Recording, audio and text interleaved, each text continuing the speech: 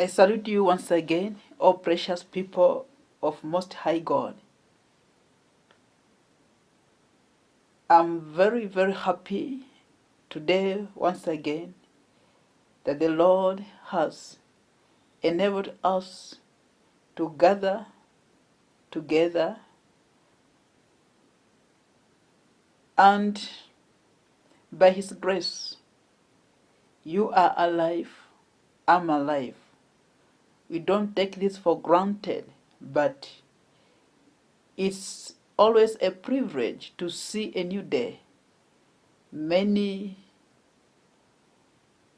planned for this day, many had good plans and they had financial capabilities, but yet the Lord did not allow them to see the day.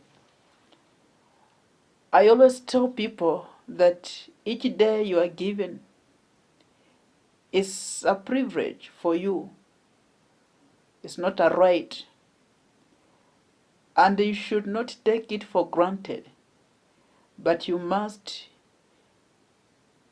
utilize it rightly, applying wisdom that is required and making things right, changing things which are wrong, so that at the end of the day, you establish a formidable, true relationship with your Maker, because none is going to live forever in this world. Today, I would like us to look or to study something small about the lion. The lion. Yes, I know most of you know what the lion is. There is always something fascinating when you come to a lion. So, I believe today you are going to gain something beautiful concerning the lion. Now, lion is just an animal, a creature of the Lord. But what is so unique with the lion? What is so special with the lion? Why should we take time to study or to talk about a lion? Because today I want to talk about a lion. Why should we take our time to talk about a lion? Why lion and not any other animal? What is so special with the lion? What makes lion a unique animal for us to discuss or to talk about? Now, I was revived with the status which the lion holds in the society across the flora and fauna. You can't compare the value of lion to any other animal. Lion is highly valued in the world, yet the benefits of a lion can't be compared to any of domesticated animals. You can't compare the benefits of a lion to those of a cow, or a sheep, or a goat, or even a hen, which at this supply man with steady meat, milk, eggs, or even wool to keep man warm. The benefits of these animals are far much higher compared to the benefits of a lion. Yet, the value of a lion is far higher compared to the value of these animals. In the lion, man gets almost nothing. You can't get milk out of it. You can't get meat out of it because it's not eaten by many people. No one milk it. It's just on its own. Yet it's highly valued compared to any other animal which has many benefits to a man.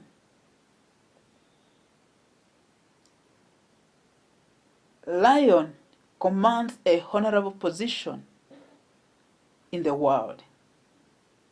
Lion commands respect. My question is, why? If man is getting nothing out of it, why then the value of lion? Why then the respect it earns all over? Actually, 15 countries across the globe use lion as their national symbol. Countries in Africa, some in Europe, and some in Asia, they use or adopted the symbol of lion as their own national symbol. But more importantly, what fascinated me more is how the Bible devote immense time and the volume of scriptures on the lion. Lion is mentioned slightly over 150 times. And yet, what is so interesting in everything is that how heaven refers Jesus as a lion. The Bible devotes immense time and the volume of scriptures on the lion. But what was more fascinating to me is even how the heaven refers Jesus or calls Jesus lion. Turn with me to book of Revelation, chapter 5. I'll read from verse 1. Says, "And I saw in the right hand of him that sat on the throne a book written within and on the back side, sealed with 7 seals. And I saw a strong angel proclaiming with a loud voice, Who is worthy to open the book and to loose the seal thereof? And no man in heaven, nor in earth, neither under the earth, was able to open the book, neither to look thereon." Verse 4, "And I wept much, because no man was found worthy to open, and to read the book, neither to look thereon. The one of the elders said unto me, Weep not, behold, the Lion of the tribe of Judah, the Root of David, has prevailed to open the book, and to loose the 7 seals thereof." Wow. Verse 5 is everything. One elder says to me, "Weep not, behold, the Lion of the tribe of Judah, the Root of David, has prevailed to open the book and to loose the 7 seals thereof." Heaven here is referring to Jesus as the Lion of Judah. It's calling him literally the lion. Now, why Jesus is referred to as the Lion of Judah? Why not an elephant or a buffalo or rhino or a giraffe? Why heaven specifically choose lion among all the animals.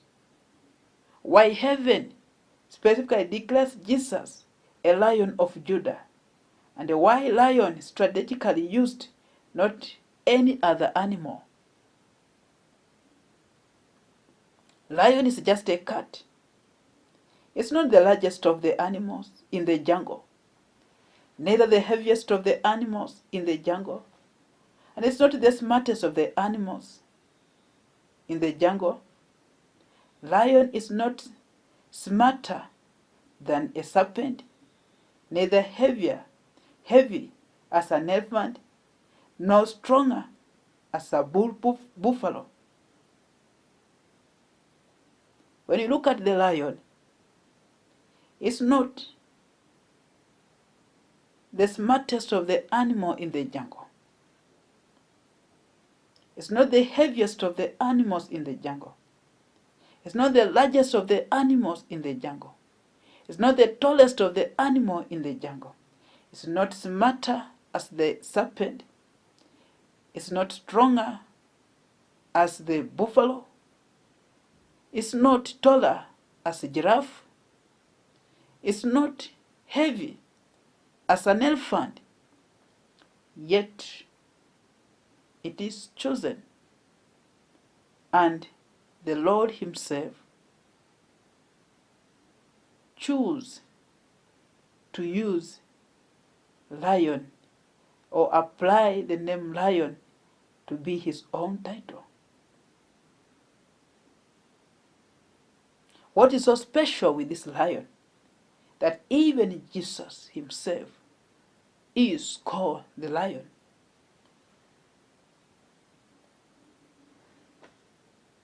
What is so special? One, lion is a king. Lion is a king. It is the undisputed king of the jungle. All animals knows, and none of the animals is disputing this.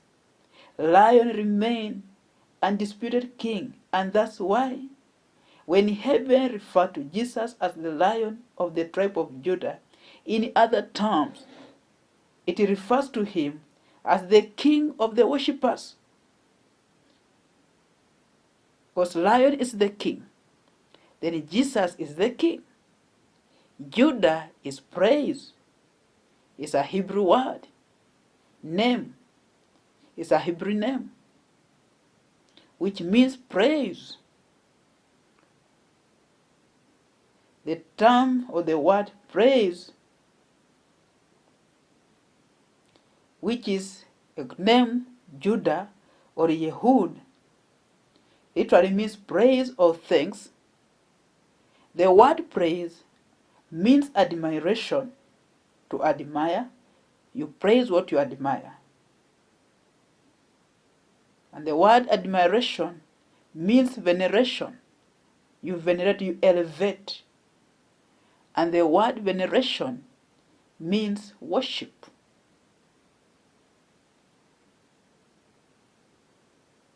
Praise means admiration, to admire.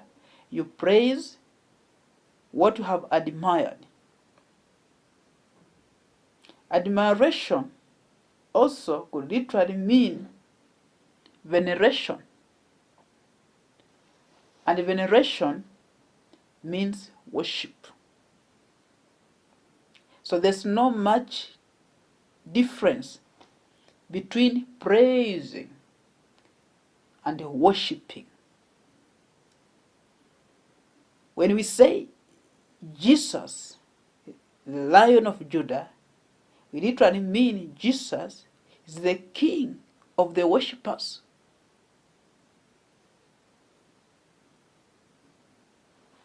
Jesus, the king of the worshippers.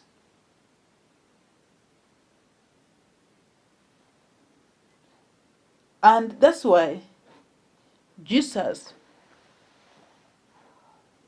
is undisputed king of the church, of the entire universe. And the word lion, or the name lion, or the title lion, is used symbolically to refer to Jesus as the king who is able to do or to take the task which no man on earth, no man in heaven, no man under earth was able to do. And this is the character of the lion. The lion is able to take up the task which no other animal is ever or ready or willing to take. Jesus decided to take up the task. He's the Lion of Judah. And that's why heaven confirms and declares him that he's the Lion of Judah. So the character of the lion, of being a king, it makes the Lord himself to use that symbolically to drive a point that he is the king who is undisputed and is able. Another point or character of the lion, that the lion leads, or lion is a leader. The lion leads.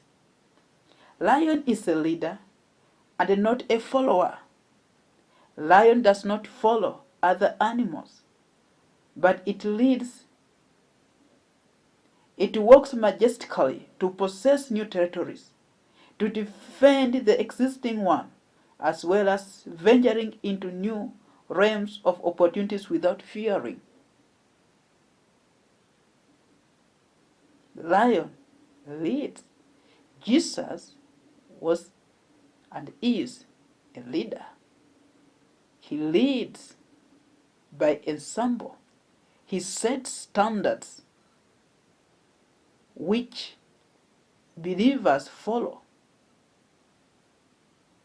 No man sets standards for him. He sets the standards. That's why heaven declares Jesus lion. He sets his own standards. Believers ought to lead, not to follow. Believers ought to set their own standards, not to follow other people's standards. You and the world, there must be a difference. You must set standards. I mean, you who believe in Jesus are the leader and the king of this universe. You are expected always to set high standards, which the world can emulate. You are not to lower your own standards. You should not set your standards below the world, but you should set your standards higher than those of the world. You must lead, not follow what the world does. But your leadership must be based within the scripture, not outside the scripture.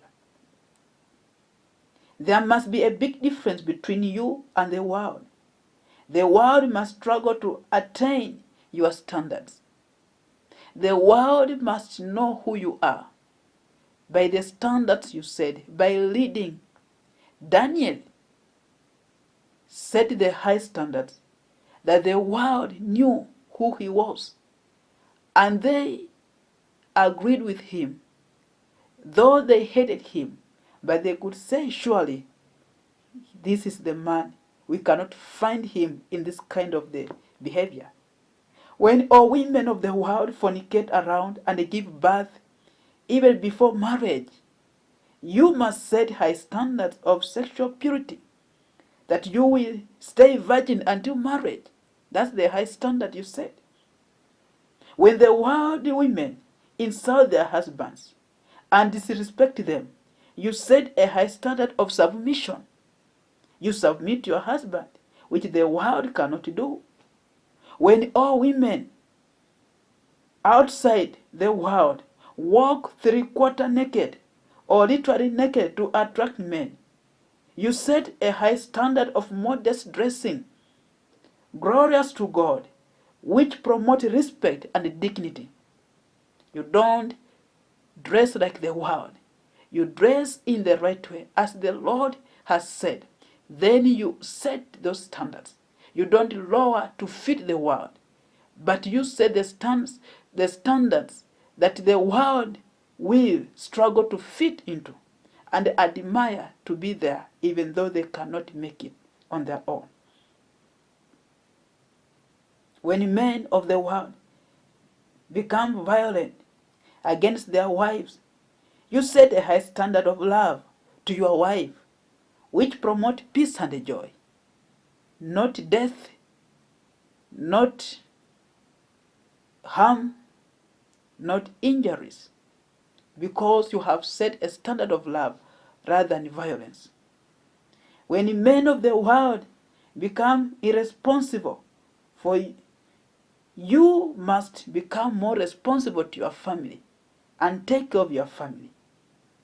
Because it can't be a world musician like Rihanna and others singing half naked on a stage, and a so-called gospel artist also goes on the stage singing half naked. It can't be. It can't be that when men impregnating women outside the wedlock because they are not saved, again in the church, believers, elders, and pastors doing the same by impregnating women all over in secret. Our women, our wives, our daughters can be secretly aborting with your own support to hide shame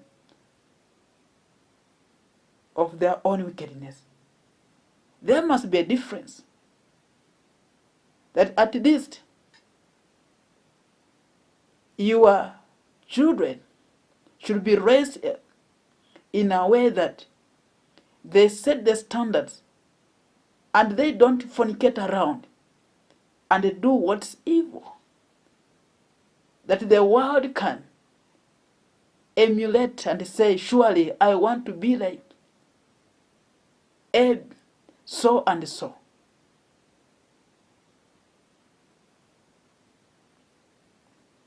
There must be a standard that we have to set. We cannot do the same as the world and lower our standards. A lion sets standards and lead the way. We should promote peace instead of violence, love instead of hatred, marriage instead of divorce, and virginity to our daughters, our sons instead of fornication. We should set integrity instead of deception, truth instead of lies. It should be that our women should be dressing modest and covering up themselves, not walking naked. Sometimes you enter to churches, and when you look at the congregation, women and men, you get confused if whether you mistakenly went to a beach instead of a church. You look at a woman sitting in front, and when you compare her dress and entire posture, you find that there's no difference between her and the prostitute on the streets.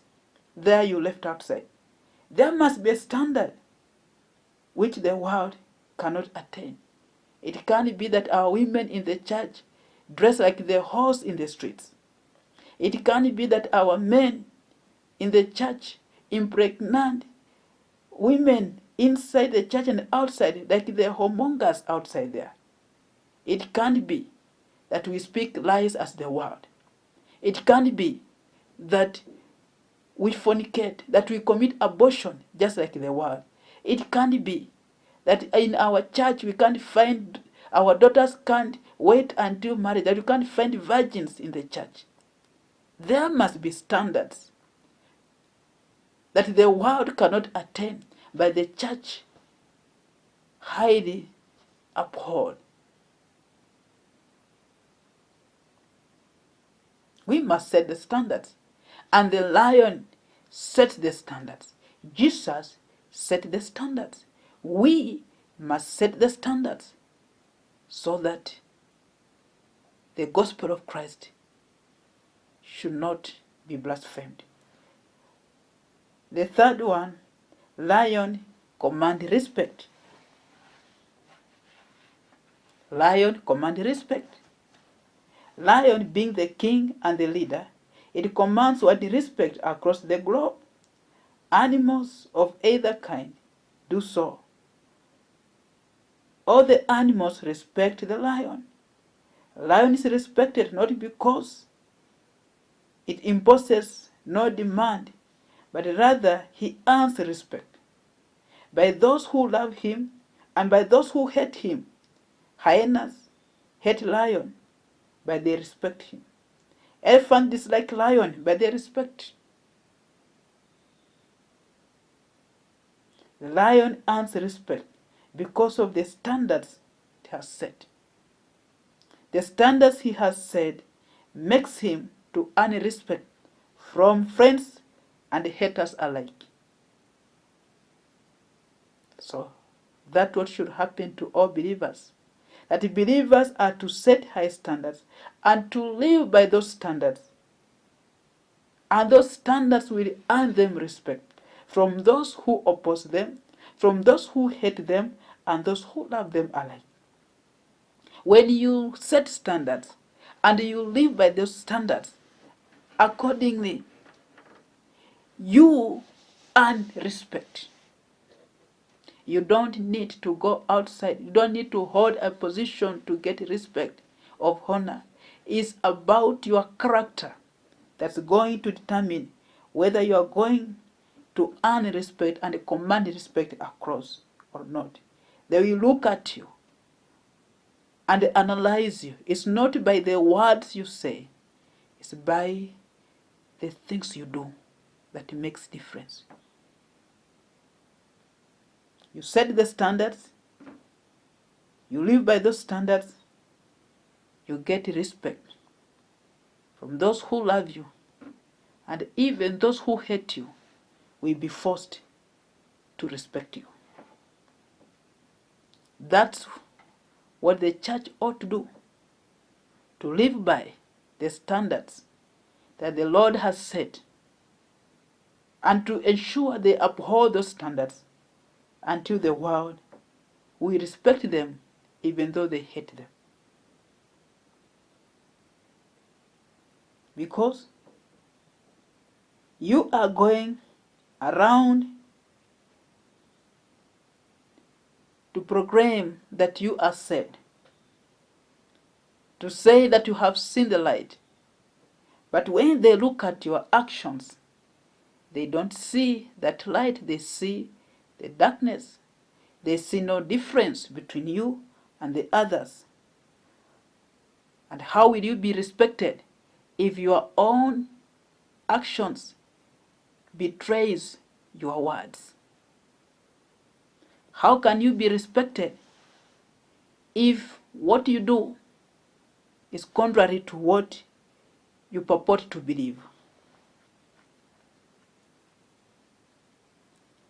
You can't command respect if you can't uphold the standards, or you can't set your standards and uphold those standards.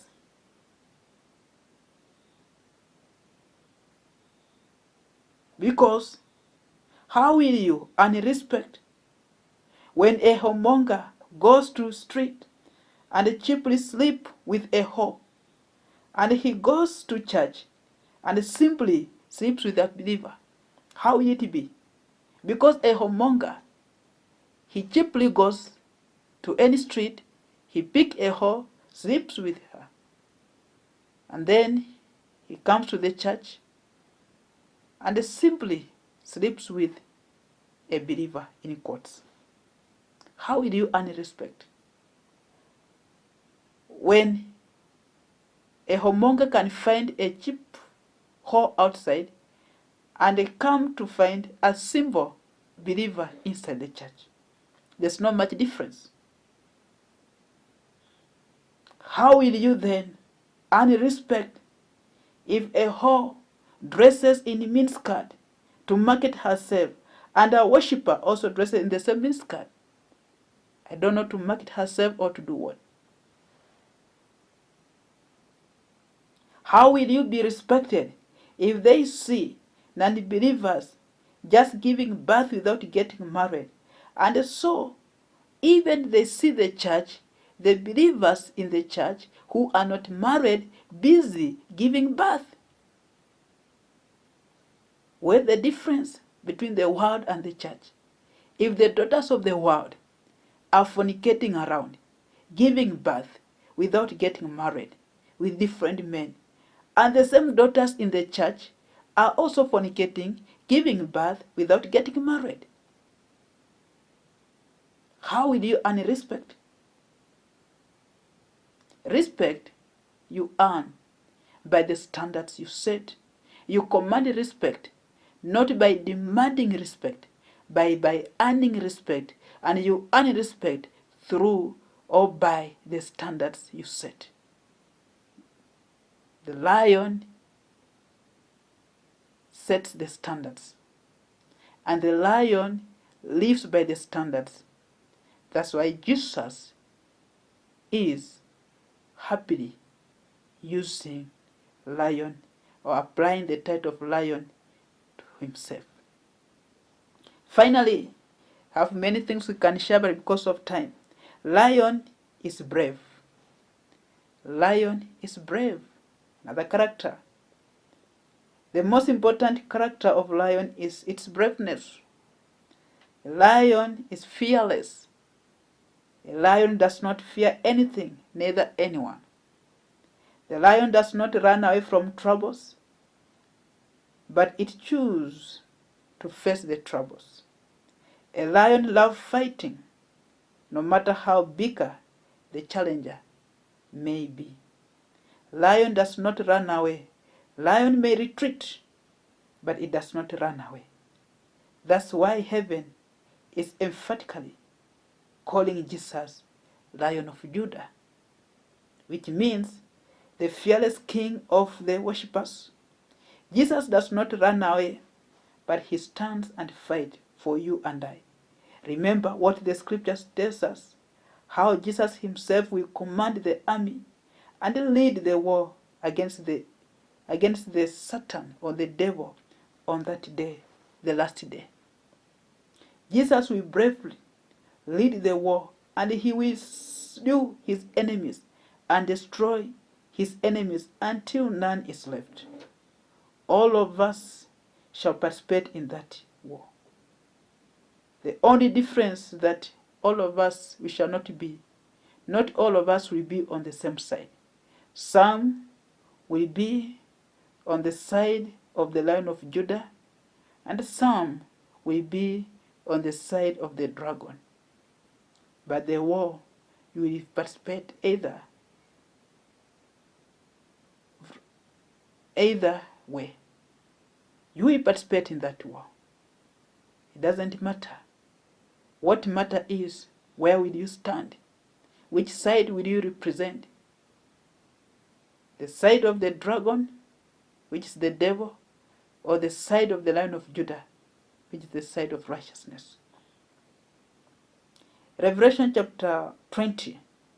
And when the 1,000 years are expired, Satan shall be loosed out of his prison, and shall go out to deceive the nations which are in the four quarters of the earth, Gog and Magog, to gather them together to battle.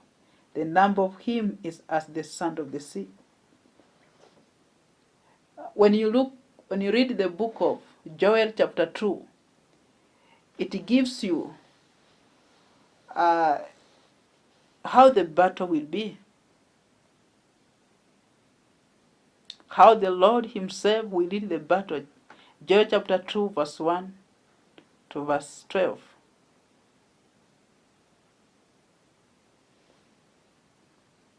Believers, on the other hand, are to be always brave and fearless, to face off any challenge without fear, just like a lion. Believers are to be ready always to fight any challenge.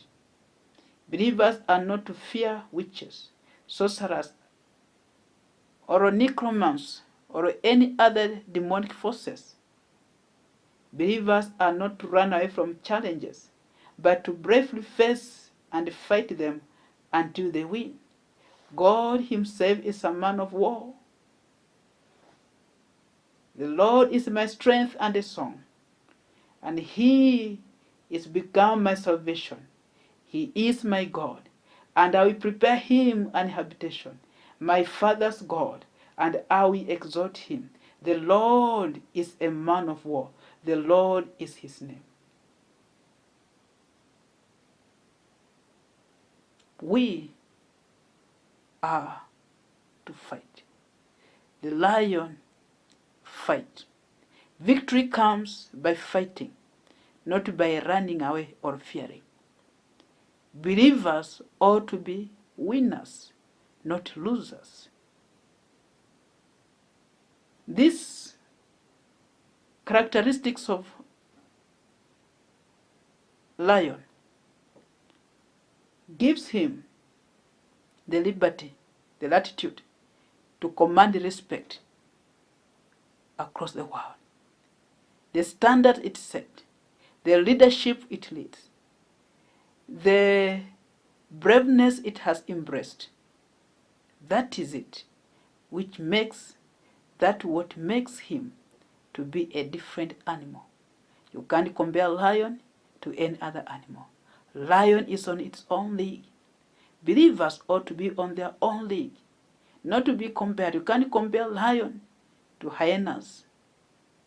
You can't compare lion to squirrels, to giraffes, or to elephants. Lion is on its own. Believers are not to be compared. Believers ought to be on their own. Set the standards that are higher, that the world can just admire from a distance. So, you are that lion that you have to set the standards. If you say you are saved, if you say that you believe, then we have to see the standards you set. You can't fornicate around. You can't drink alcohol around. You can't abuse your wife around. You can't disrespect your husband around.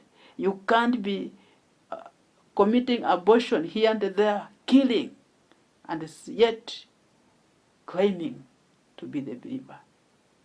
Set the standards. Raise the bar so that you can command respect across the world. You can't bribe and expect to be respected. You can't lie. You can't be evil and expect to earn respect. You must set the standards.